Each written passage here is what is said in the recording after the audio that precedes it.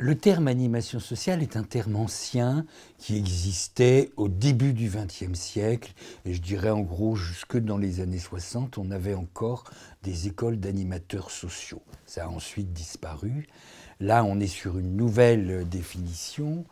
Et cette définition est plus liée au public en difficulté avec les liens sociaux.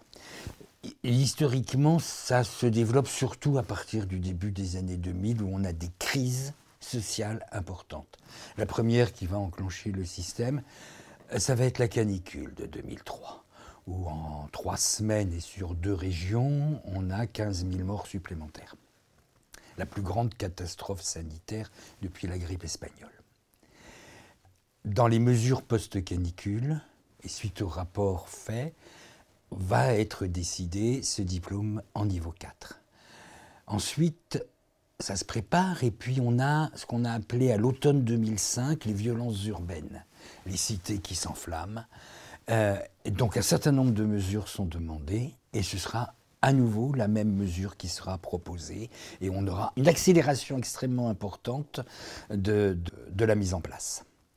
Donc elle vient à la fois des vieux et des jeunes, cette animation sociale.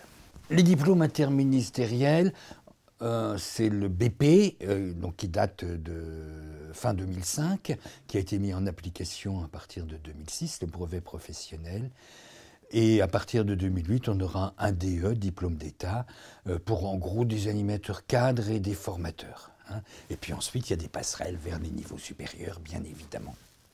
Les caractéristiques pédagogiques de ces diplômes sont importantes.